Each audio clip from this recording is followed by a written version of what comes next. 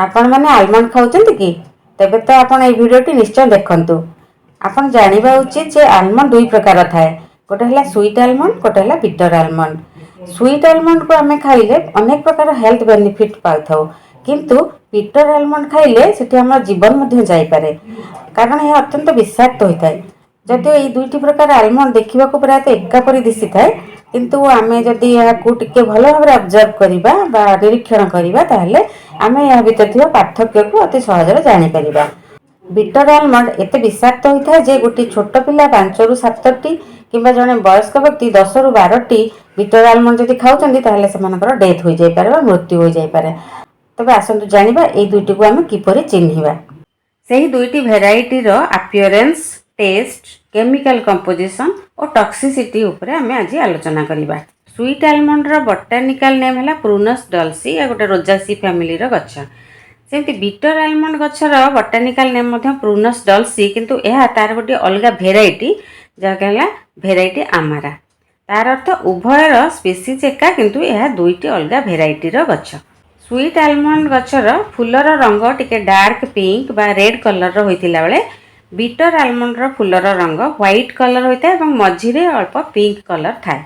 द्वितीय रे आमे आलमंड रो अपीयरेंस रु बा बाहर देखि आमे किपरि जानि परिबा जे एटा स्वीट आलमंड कि बिटर आलमंड, कारण आमे यार गछ को हेत देखिया को पाई न पारु, तेणु आमे केवल आलमंड को देखि जदि आमे चिन्हि परिबा ताले सेटा ही सबटो बेस्ट हबो।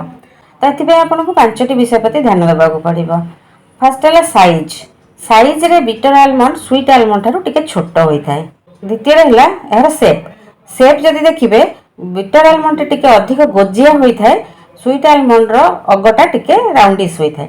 तृतीय यार कलर देखिए, कलर स्वीट आलमंड रो टिके लाइट ब्राउन होता है, किंतु बिटर आलमंड रो टिके डार्क ब्राउन होता है। चतुर्थ आपन कौन देखिए ना तार सरफेसटा देखिए, ऊपर देखिए जदि बेसी रिंकल्स देखा जाउची बा भांग बेसी पड़िची ताले सेटा बिटर आलमंड, कम भांग पड़िची बा कम रिंकल्स अछि ताले सेटा स्वीट आलमंड। लास्ट रे आपन देखंतु जदि अधिक फ्लैट अछि ताले सेटा बिटर आलमंड, आ जदि टिके पेटुआ भलिया देखा होची ताले सेटा स्वीट आलमंड। तो आपन ए 5टी पॉइंट को जदि ध्यान देबा आपन निश्चित भाव में बिटर आलमंड और स्वीट आलमंड को आइडेंटिफाई कर परिबे।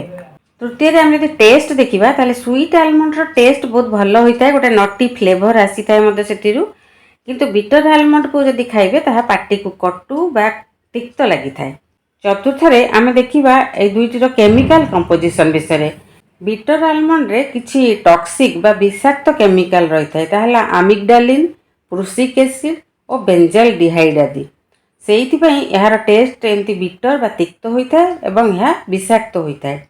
आमे जदि बिटर आलमंड खाउचे एही विषाक्त कंपाउंड गुड़िक शरीर को गला परे ताहा अति विषाक्त सियानाइड रे परिणत हो जाइए। आपण माने जानिथिबे सियानाइड गोटे भयंकर विष, तेणु बिटर आलमंड जदि जणे बहुत अधिक परिमाण रे खाउची ताहा संगे संगे तार नर्भस सिस्टम को अफेक्ट करे एवं निश्वास प्रश्वास नेबारे कष्ट होता है। जदि आपण संगे संगे कौन ट्रीटमेंट न करूछंती ताहले पर्सन रो डेथ मध्य हो जाइए। किंतु स्वीट आलमंड रे एहीपरि किछि विषाक्त पदार्थ न थाए, यह अत्यंत सुस्वादु और पुष्टिकर मध्य होता है। तो सेथिरु आमे अनेक प्रकार हेल्थ बेनिफिट पाई थाउ। फ्रेंड्स मु भाबुची एई 4टी पॉइंट आपन को बिटर आलमंड और स्वीट आलमंड को चिन्हिबारे निश्चय सहाय्य करिवो एवं आपण से विषाक्त आलमंड ठार दूरे रहिबे। वीडियोटी भल लागिथिले लाइक शेयर सब्सक्राइब करने को भूलंतुनी। Thanks for watching.